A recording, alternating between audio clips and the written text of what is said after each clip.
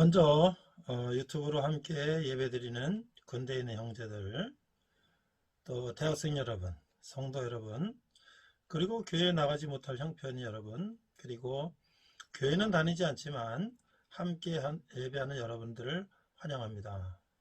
코로나가 우리에게는 고난이지만 그 가운데서도 우리가 이렇게 온라인으로 예배할 수 있다는 것에 감사를 드립니다. 앞으로 함께 예배드리며 하나님 나라를 함께 알아가기를 원합니다. 우리 먼저 함께 잠깐 기도하겠습니다. 하나님 아버지, 은혜를 감사합니다. 코로나로 인하여 모임이 제한되고 또 교회 나가지 못할 그런 형편에 있습니다.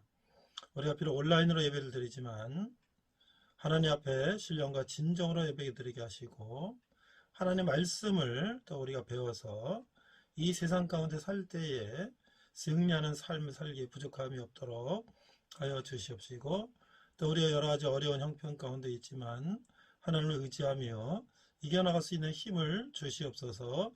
감사드리며 예수님 이름으로 기도했습니다. 아멘.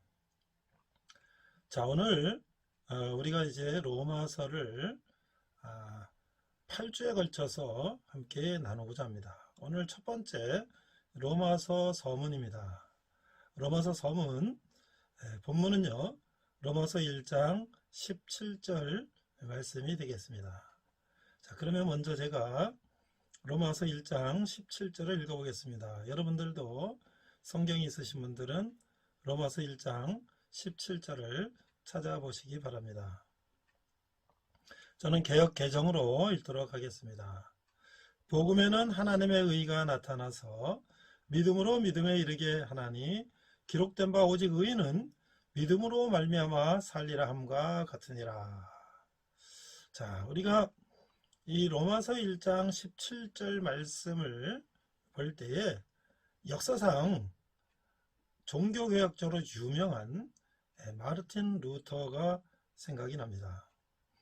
마르틴 루터는 1483년에서 태어나서 1546년에 돌아가신 독일의 종교개혁자입니다. 그는 비텐베르크 대학의 교수였습니다. 훗날 종교개혁을 일으킨 역사적인 인물이 되었습니다. 원래 아우구스티노 노회의 수사였던 루터가 그 당시 로마 카톨릭 교회에서 면죄부를 팔고 있었어요. 근데 그 면죄부라는 것이 진정한 회개가 없는 용서, 거짓 평안, 이 거짓 평안에 대해서는 예레미야의 예언서에서 하나님의 말씀을 예레미야가 전한 것이 있습니다. 그것을 인용하여 거짓 평안이라고 비판을 했습니다. 믿음을 통해서 의롭다함을 얻는 이신칭의 한문으로 믿음으로 말미암아 의롭다 칭함을 받는다.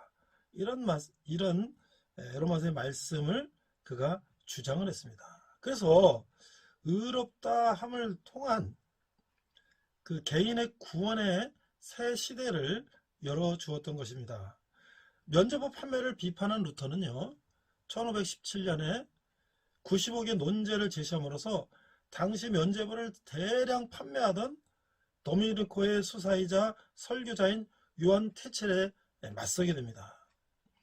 1520년에 교황 레오 10세는 이 모든 주장을 철회하라 라고 일개 수사가 이 교황, 주교 뭐 이런 사람들한테 대항해서 이제 면죄부 판매를 비판하고 맞서니까 뭐 이거는 상대가 되지 않는 것이죠. 그렇지만 오직 성경의 권위를 앞서면서 성서에 어긋나는 가르침을 거부했던 것입니다. 오직 성경의 권위를 앞세우면서 성서에 어긋나는 가르침을 거부했던 것입니다.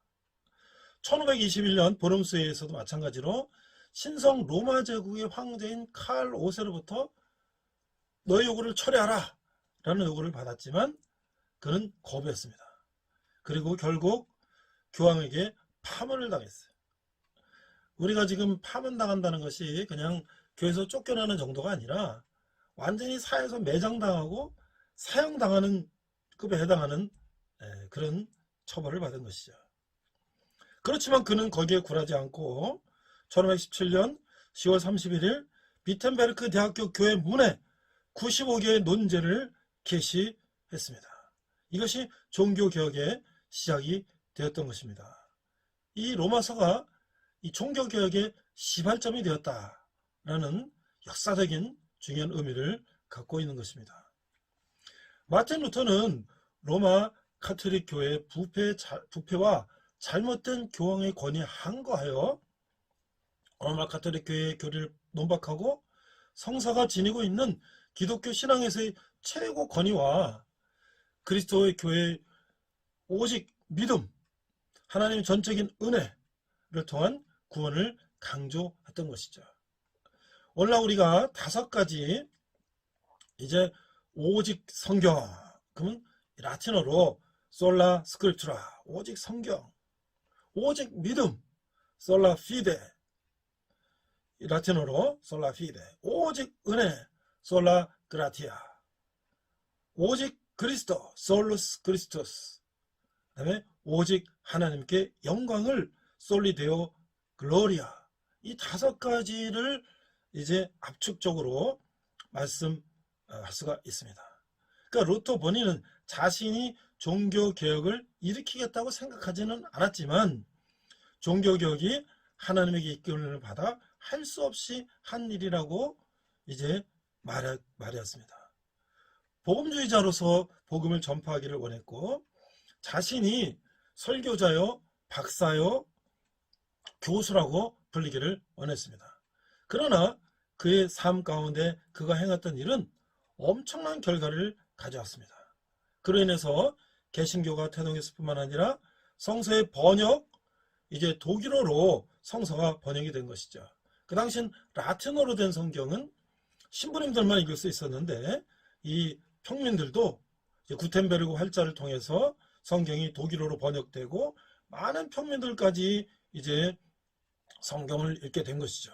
그래서 많은 저작활동, 작곡과 설교를 통해서 사회와 역사가 크게 변화되었기 때문에 이제 그 큰 역사의 흐름을 일으킨 마틴 루터의 종교개혁도 이 로마서를 통해서 시작되었다라고 할 수가 있겠습니다.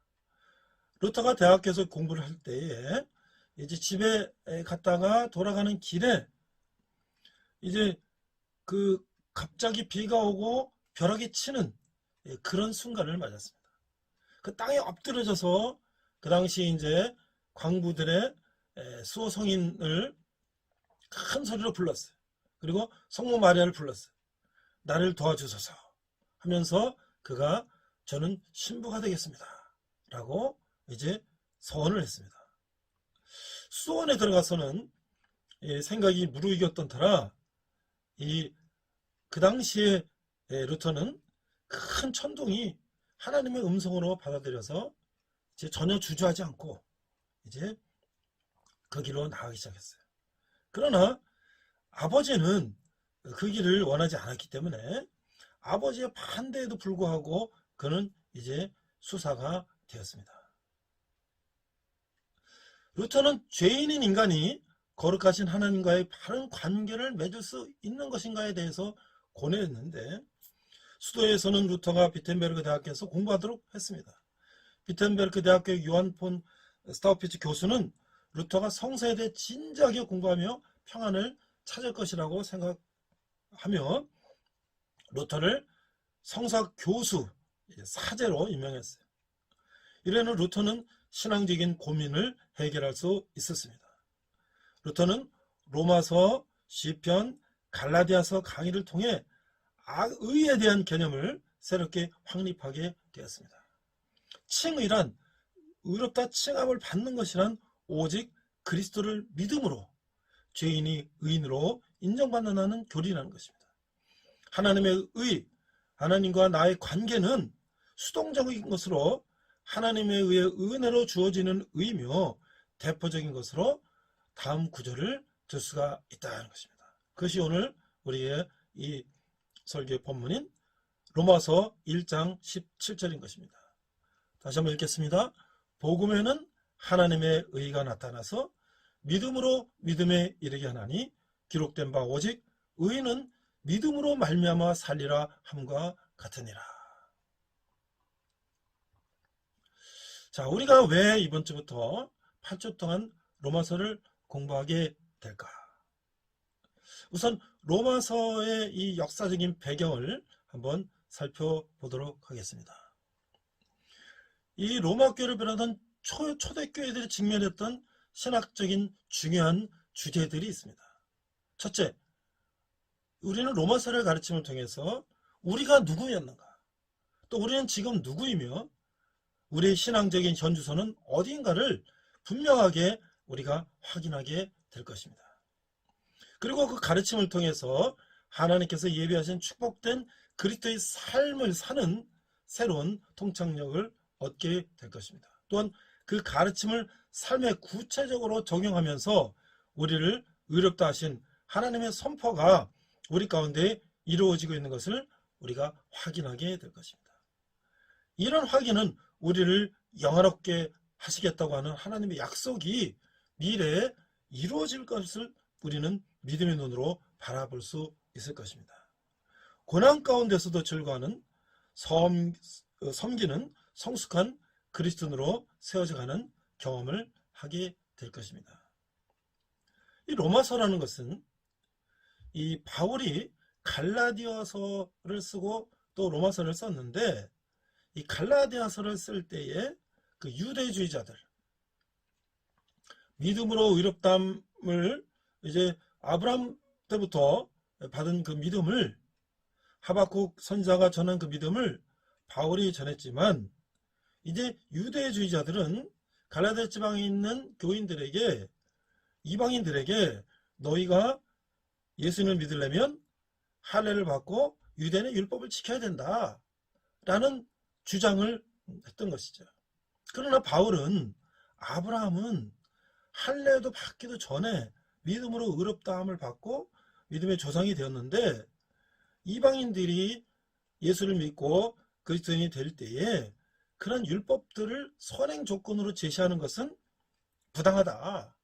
오직 믿음으로 구원을 받는 것이다 라고 주장을 했던 것이죠. 그것을 더욱더 완벽하게 이제 신학적으로 구체화시킨 것이 바로 로마서인 것이죠. 이 로마서는 신약 성경의 중심이라고 합니다. 그래서 우리가 아주 많이 읽고 공부하더라도 그 로마서는 정말 귀중한 하나님의 말씀이라는 것이죠. 왜 신학적으로도 로마서의 가치가 중요한가? 바울이 복음의 진리와 교훈을 체계적으로 정리한 기본적인 자료이기 때문인 것입니다.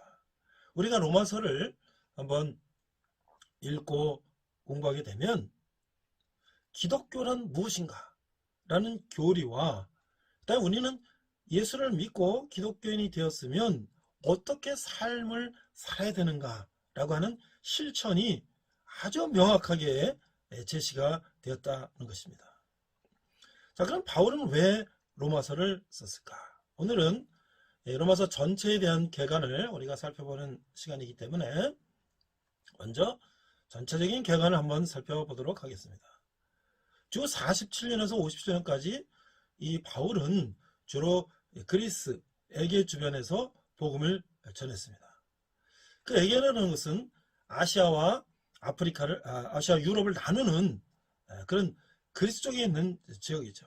거기서 이제 복음을 전했는데, 원래는 아시아 쪽에 있는 이 터키, 지금의 터키죠. 이 갈라디아 이쪽에서 복음을 전하고 다시 2차 전도여행 때 마게도니아로 건너오라는 천사의 이제 환상을 보고 이제 건너갔죠. 그래서 원래 바울은 이 갈라디아 지방, 이고니온 이런 쪽을 전도하다가 이제 유럽으로 넘어가서, 그리스로 넘어가서 빌립보라든지 데살로니가, 고린도 이런 쪽에 교회를 세우고 이제 그들을 가르쳤던 것이죠. 이제 주 56년, 57년 이 겨울에 이 바울은 그 자기의 친구이며 개종자인 이 가이오라는 사람의 고향인 고린도에서 지나면서 이제 이 아시아 에게 지역에서는 내가 복음 전하는 것이 다 이제 끝났다. 나는 이제 새로운 것을 이제 찾아서 복음을 전해야 되겠다라고 하는 생각을 했던 것이죠. 그 당시에 사람들은 지구가 평평하다고 생각했는데 이제 지구의 끝이 어디냐? 스페인이라고 생각을 했던 것입니다. 스페인. 그래서 로마의 식민지며 가장 서쪽 끝에 있는 그 스페인으로 가기로 결정을 했습니다. 그런데 스페인으로 가는 길에 바울은 로마를 거쳐서 가려고 했던 것이죠. 로마에는 이미 교회들이 많이 번창해 있었습니다.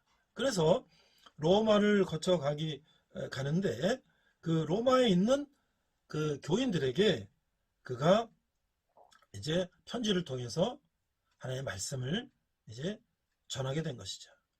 그래서 이 로마에 있는 교인들에게 보낸 이 편지는 로마서로서 우리에게 전해지게 되는 것이죠. 당시에 이 편지라고 하는 것은 로마 시대에는 편지가 오늘날 같은 그냥 이메일 보내고 손편지 보내는 그런 수준이 아니라 하나의 논문과 같다.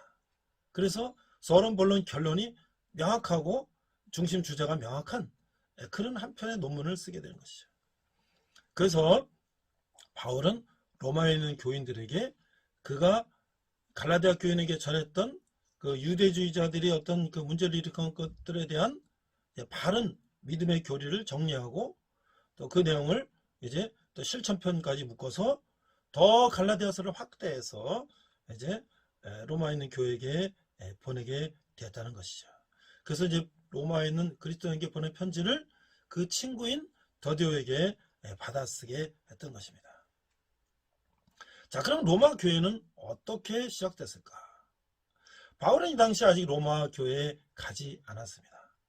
그렇지만 이 로마 교회에 벌써 네로의 박해라든지 10번의 로마의 황제들의 박해가 있었지만 이 기독교인들은 이 카타콤이라는 지하 무덤이라든지 이런 속에 숨어서 예수를 믿고 있었던 것이죠.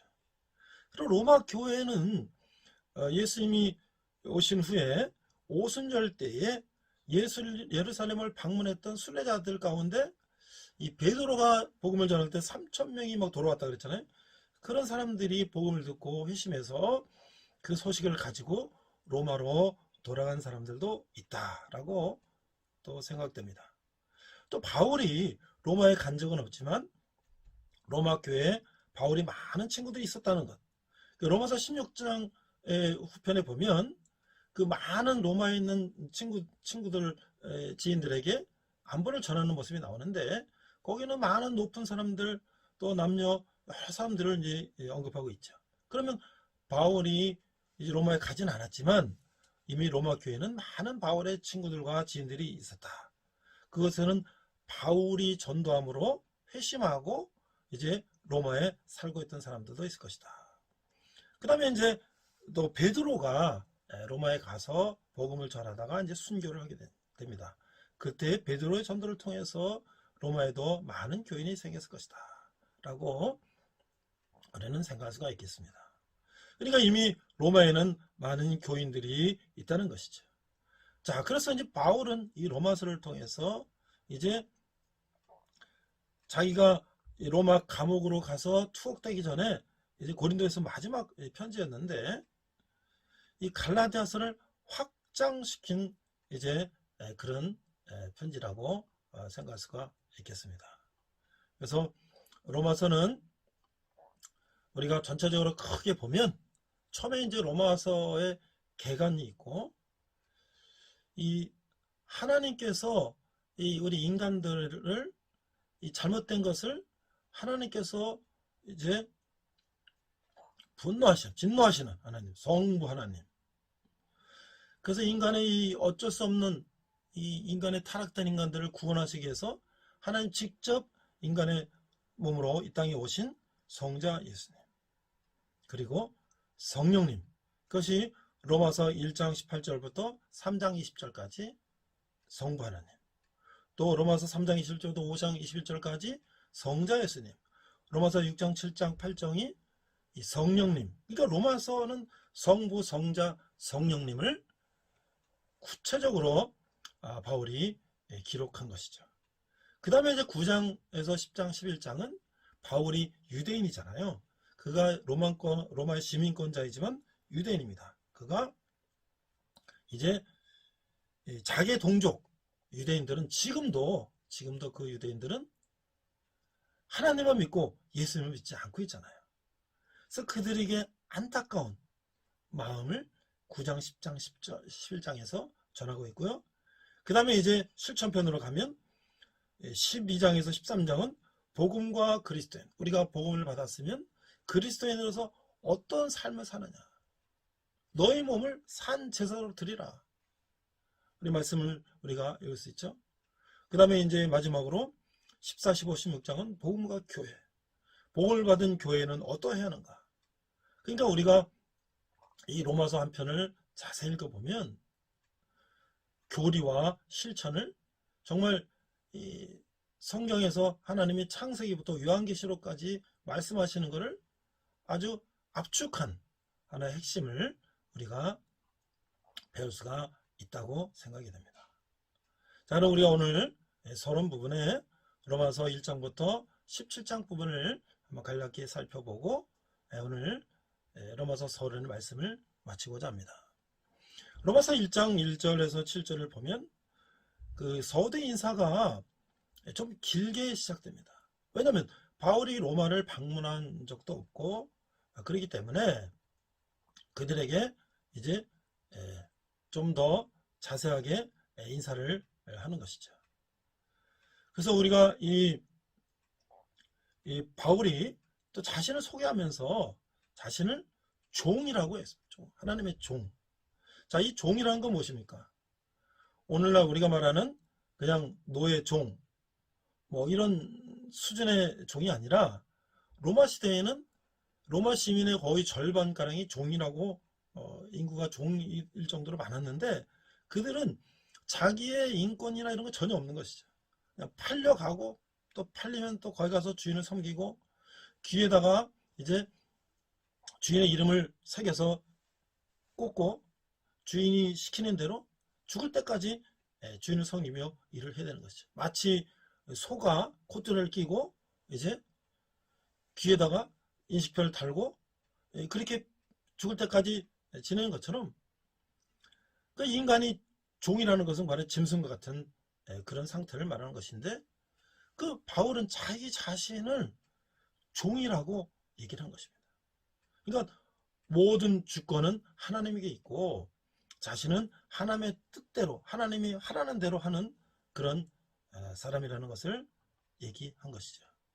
그러니까 얼마나 이 종이라는 말이 정말 하나님의 뜻을 이 땅에 펼치기 위해서 자기 자신을 포기하고 오직 하나님의 뜻대로 전도하는 전도자의 삶을 살기로 다짐했다는 것을 볼 수가 있는 것이죠.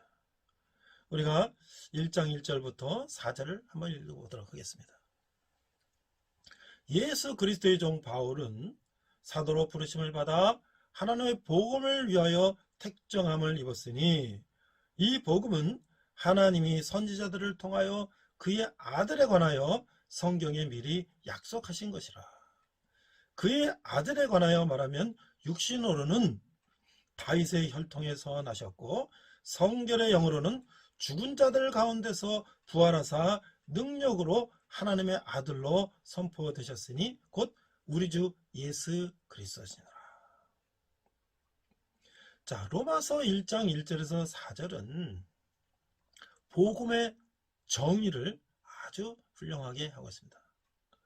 자, 좋은 소식이라는 건 무엇입니까? 우리가 good news, 그리스 말로 유앙겔리온, 좋은 소식은 무엇인가에 대해서 지금 말씀을 하고 있습니다.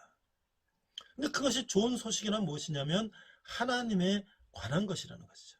그래서 우리가 오늘 본문을 읽었던 로마서 1장 17절 복음에는 하나님의 의가 나타났다. 하나님의 의는 무엇일까? 이것은 하나님에게 나온 것, 하나님에게 속한 것이라는 것이죠. 그래서 우리가 좋은 소식, 굿뉴스, 우리가 이제 복음, 성경을 굿뉴스라고 하지 않습니까? 그것은 어떠한 신조나 법칙이 아니라 오직 한 분, 바로 그것은 주 예수 그리스도라는 것이죠. 그래서 우리는 바울은 어떤 종교라는 그런 종교를 전하는 사명을 받은 것이라기보다는 바로 한 분, 예수 그리스도를 전한다는 것이죠. 그래서 인간의 몸으로 오신 예수 그리스도를 전하는 것이 바울의 사명이라는 것이죠.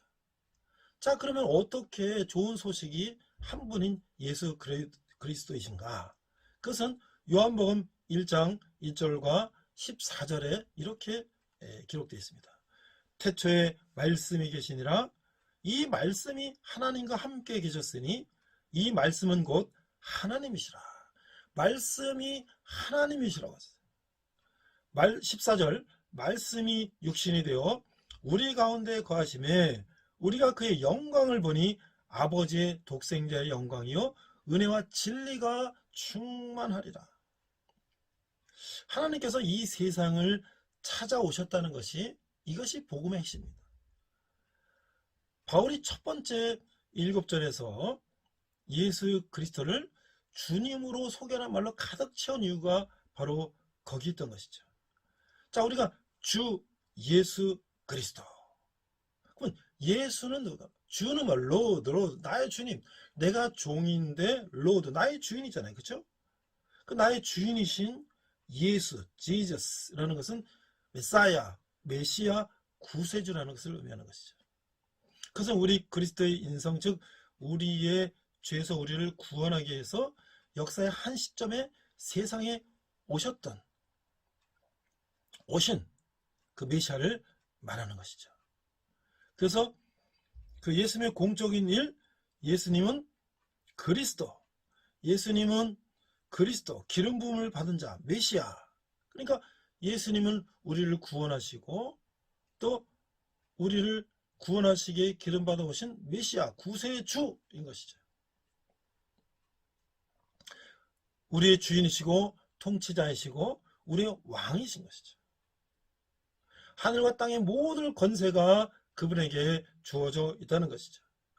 마태복음 28장 18절에 보면 예수께서 나와 말씀하여 이르시되 하늘과 땅의 모든 권세를 내게 주셨으니, 그분이 바로 바울이 전하는 한 분, 바로 예수 그리스도라는 것이죠. 그래서 바울은 로마서 1장 2절에서 이 복음은 하나님이 선지자들을 통하여 그의 아들에 관하여 성경에 미리 약속하신 것이다. 그러니까 벌써 그리스도가 오신다고 하는 것은 그 전부터 구약부터 벌써 약속돼 있으셨다는 것이죠. 자, 그러면 이제 그 한 분이신 그리스도를 전하는데 누구에게 전하는가? 로마서 1장 5, 6, 7절에 보면 로마에 있는 이방인 그리스도인에게 편지를 쓰고 있다는 것을 알 수가 있습니다. 5절, 6절, 7절을 읽어보겠습니다. 그로 말미암아 우리가 은혜와 사도의 직분을 받아 그 이름을 위하여 모든 이방인 중에서 믿어 순종하게 하나니 너희도 그들 중에서 예수 그리스도의 것으로 부르심을 받은 자니라. 로마에서 하나님의 사랑하심을 받고 성도로 부르심을 받은 모든 자에게 하나님 우리 아버지와 주 예수 그리스도로부터 은혜와 평강이 있기를 원하노라. 그러니까 성도로 부르심을 받은 자, 모든 자, 그러니까 하나님을 위해서 구별된 하나님의 거룩한 백성들을 말하는 것이죠. 그에게 은혜는 예수 그리스도를 말미암아 자격이 없는 사람들에게 값없이 주어지는 하나님의 사랑이며 하나님의 공로, 십자가 공로로 우리에게 주신 은총인 것이죠.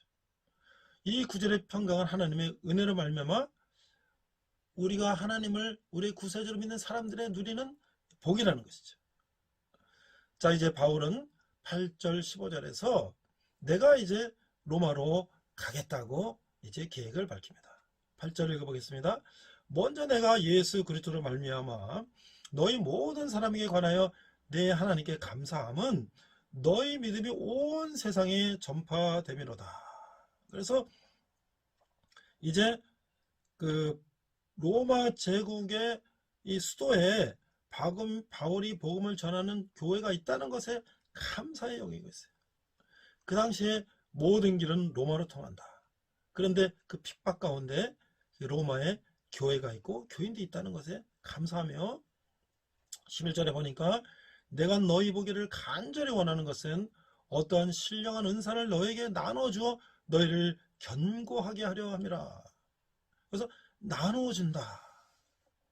그래서 바울이 이 선물을 준다 이런 그 개념보다는 그에게 주신 은사, 하나님이 주신 그런 은사를 그들과 함께 나누겠다는 것이죠.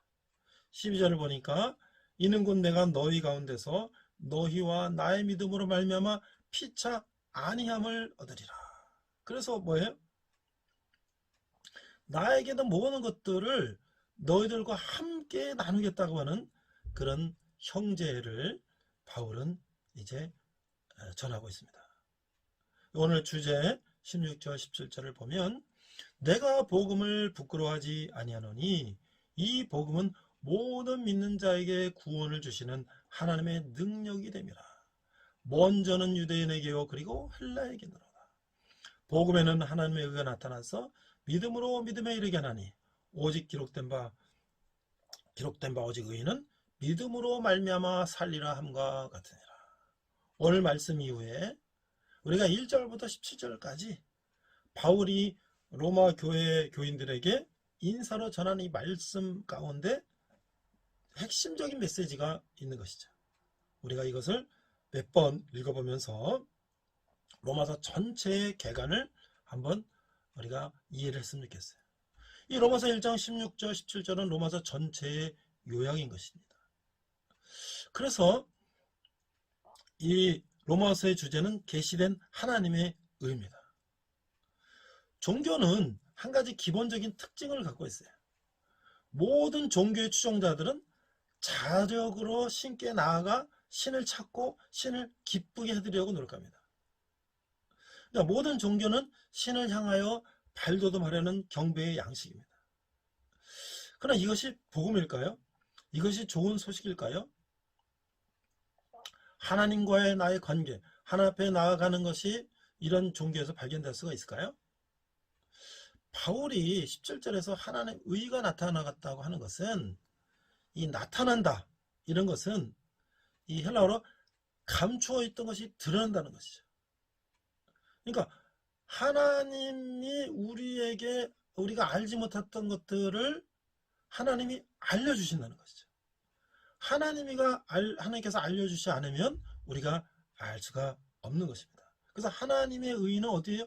복음 안에서 나타난다는 것이죠. 그래서 하나님의 아들 안에서 하나님이 자신을 계시한다는 것에 우리는 이제 이 로마서의 핵심이 있다는 것이죠. 여기서 예수님의 삶과 죽음, 그래 부활의 이 이야기가 담겨져 있는 것입니다. 그래서 모든 것은 그 아들 예수 그리스도로 이제 성취됐다는 것이죠. 먼저는 유대인에게요. 복음은 역사적으로 유대인에게 먼저 전해졌지요.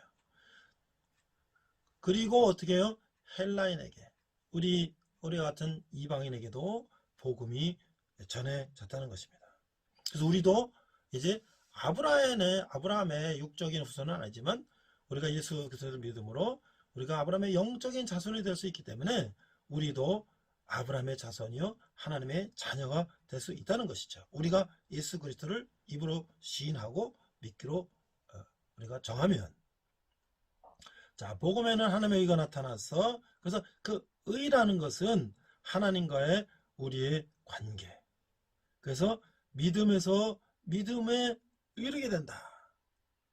그래서 우리가 하나님에 의해서 의롭다고 인정을 받은 사람은 우리는 의로운 삶을 살게 된다는 것이죠. 그래서 의로운 사람이 우리가 주된 삶의 원인은 바로 믿음이라는 것이죠. 믿음으로 우리는 구원을 받고 의로운 삶을 살게 된다는 것입니다. 이제 정리를 해보겠습니다. 앞에서 마틴 루터가 그런 형식적인 그런 종교, 타락된 종교에서 다시 돌이킬 수 있었던 것은 로마서를 가리키면서 로마서의 그 핵심적인 교리를 통해서 그가 가식적이고 형식적이고 거짓된 교리에 대해서 거부하고 새로운 종교개혁이 시발점이 되었다고 얘기를 했습니다. 그래서 우리는 이제 하나님을 알게 된다는 것은 지정의로 하나님을 알게 되는 것이죠. 먼저 하나님을 지식적으로 알아야 되는 것이죠. 그 다음에 우리는 어떻게 해요? 하나님을 감정적으로도 하나님을 체험하게 되는 것이죠. 그 다음에 뭐예요? 우리는 이제 의지적으로 이 결단을 하는 것이죠. 이제 과거에는 내가 그냥 교회를 나갈까 말까, 예수를 믿을까 말까 했지만 이제는 어떻게 해요? 우리가 하나님 알고 하나님을 통해서 하나님과 이 교제하고 하나님의 사랑을 느끼고 체험하며 이제는 우리가 결단함으로 나는 하나님께 나아가야 되겠다. 하나님의 자녀가 되어야 되겠다. 라는 삶을 우리가 살기로 결단해야 될 것입니다. 제가 이번 학기에 신구약 성경인물 리더십의 이해라는 과목을 이제 하고 있는데 첫 시간에 이제 동영상 수업을 공부하고 한 학생이 저에게 두 가지 질문을 했어요. 자, 무슨 질문이냐면 처음에 이런 질문을 했습니다. 뱀도 하나님이 만든 창조물이지 않습니까? 그렇다면 하나님께서는 왜 악한 창조물을 만드신 건지 아니면 하나님께서 창조물을 만드시되 선과 악을 결정하시지는 않은 건지 궁금합니다. 저는 학생들에게 이렇게 이제 질문들을 많이 하라고 합니다. 물론 제가 정확하게 100% 정확한 답을 못 줄 수도 있지만 저도 또 신학을 공부하며 또 저도 조직신학 책을 또 공부하며 성경을 공부하며 또 많은 이제 성경을 가르치는 목사님들의 설교를 들으며 저도 공부한 걸 가지고 나름대로 제가 답을 줬는데요. 제가 이렇게 답했습니다. 첫 번째 질문에 대해서는 내가 생각하기에 하나님은 선하게 피조물을 창조하셨는데 피조물들이 교만해져서 하나님과 동등하게 되려고 자유의지를 가지고 도전하는 것이라고 생각합니다. 결국은 요한계시록에 보면 이제 하나님께서 이제 그런 사탄이나 이런 죄악된 것들을 영원한 벌을 내리시지만요. 이렇게 대답을 했어요. 완벽하지 못하겠습니다만은 첫 번째 질문은 그랬고요. 자, 두 번째 질문은 이제 오늘 우리와 왜냐면 이것은 지난번에 창세기 천지창조를 이제 쭉 수업을 듣고 이제 한 거죠. 그래서 거기에 이제 아담과 하와도 나오고 이제 노아의 홍수도 나오고 이제 가인과 아벨도 나오고 이제 이 첫 번째 창세기 첫 번째 수업을 듣고 학생이 질문한 건데요. 두 번째 질문은 이제 오늘날 우리 삶의 현실과도 비슷한 연관된 이야기가 있어요. 두 번째 무슨 질문을 했냐면 오늘날 지구에서 일어나는 자연재해들로 인해 환경 문제, 지구가 아프다, 병들었다 이런 얘기를 많이 나오는데 창조론의 주장에 따르면 하나님께서 경고하시는 것이라고 해석될 수 있는 건가요? 이런 질문을 했어요. 자, 저도 이거를 정확하게 뭐라고 제가 답변하기는 어렵지만 제 나름대로 이렇게 대답을 했습니다. 그렇다고 볼 수 있죠. 현재 이 코로나 바이러스도 인간이 너무 지구를 오염시킨 결과라는 그 이야기도 있습니다. 그렇지 않습니까? 우리가 이 어떤 바이러스가 창궐하고 이런 것들도 인간이 너무 지구를 남용한 것이죠. 그렇죠? 너무 이제 과용한 것이죠. 자, 그래서 제가 이렇게 예를 들었어요. 모세편에서 나오는 바로 왕에 대한 하나님의 10가지 재앙이 있잖아요. 그래서 물이 피로 변하는 거라든지 개구리 떼라든지 이 파리 떼, 악종, 악창, 독종, 우박, 메뚜기, 흑암, 장자 죽음 이런 것들이 이제 모세가 하나님의 명령대로 이스라엘 백성을 이집트에서 탈출시켜서 가나안 땅으로 가려고 했는데 이 바로 왕이 노예들이 다 한꺼번에 200만 명이 빠져나가면 안 되니까 그걸 계속 붙잡아 놓으니까 하나님이 10번 단계 이제 그런 재앙을 주시잖아요. 그러니까 이집트에 계속 재앙이 오니까 항복했다가 또 다시 또 못가게 맞고 했는데, 거기서 보면 우리가 이런 개구리 떼, 파리 떼, 뭐 우박, 메뚜기, 흑암 뭐 이런 것들 보면 우리가 이 지구상 역사상에 보면은 그런 사건들이 많이 있었지 않습니까? 이 펄벅의 대지라는 소설에 보면 그 메뚜기 떼라는 게 어마어마한 메뚜기 떼들이 와서 그냥 완전히 곡식을 싹 다 완전히 그냥 싹쓸이해가는 그런 것들, 그렇죠? 그래서 아마 이 코로나라든지 이런 것들도 우리 인간이 너무 환경을 오염하고 너무 나용하고 너무 이제 그런 것들에 대한 하나님의 사인이 아닌가, 뭐 이런 제 생각으로 한번 해봤습니다. 자, 오늘 마지막으로 우리가 한번 생각해 볼 것은 무엇이냐면, 자, 그러면 우리가 이 코로나 시대에 그냥 교회 나가기도 어렵고 온라인으로 하고 모든 게 다 위축되고 있으니까 그냥 우리는 그냥 조용히 있으면 되는가? 아니라는 것이죠. 자, 우리는 내가 복음을 받은 것을 내 이웃에게 복음을 전할 수가 있다는 것이죠. 왜냐? 마태복음 18장 18절에 20절에 보면 예수께서 나와 말씀하여 이르시되 하늘과 땅의 모든 권세를 내게 주셨으니 그러므로 너희는 가서 모든 민족을 제자로 삼아 아버지와 아들과 성령 이름으로 세례를 베풀고 내가 너에게 분부한 모든 것을 가르쳐 지키게 하라. 볼지어다 내가 세상 끝날까지 너희와 항상 함께 있으리라. 그러니까 뭐예요? 세상 땅끝까지 복음을 전하고 제자를 삼으라는 것이죠.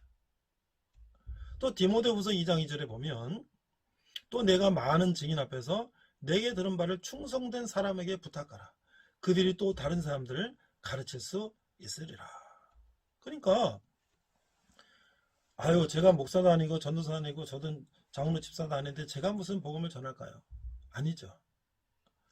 우리가 복음을 받았으니 우리가 내 가족, 친구, 형제들에게 내가 좋은 소식, 기쁜 소식을 받은 것을 내가 정말 사랑하는 가족과 친구에게 복음을 전하는 것이죠. 어떠한 방법으로 어떤 시간에 어떻게 하는 것은 이제 하나님께서 주시는 방법대로, 내가 할 수 있는 방법대로, 내 삶을 통해서, 또 내가 그에게 친절을 베품으로써, 내가 그를 사랑해주고 케어해줌으로써, 여러 가지 내가 그의 관계를 잘 유지해감으로써 여러 가지 방법이 있겠죠. 그래서 우리는 어떻게 해요?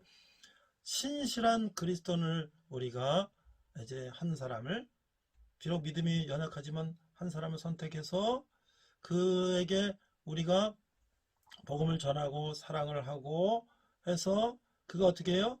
이제 새로운 교회에 나오고 또 교회에서 일할 수 있고 또 교회에서 그의 은사가 이제 발견이 되고, 그렇게 되면 어떻게 해요?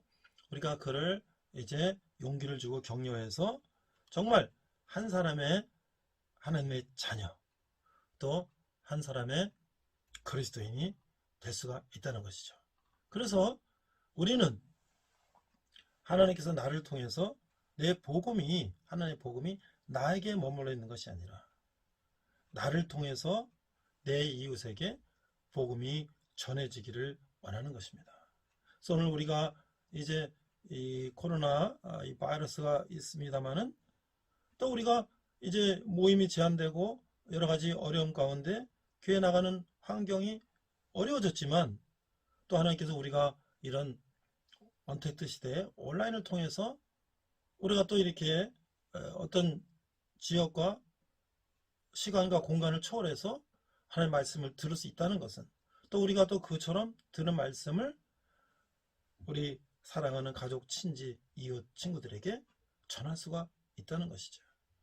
이제 오늘 우리는 로마서 서론을 통해서 사도 바울이 이 로마에 있는 교인들에게 어떤 말씀을 전하려고 하는가에 대한 개괄적인 이야기를 이제 들었습니다.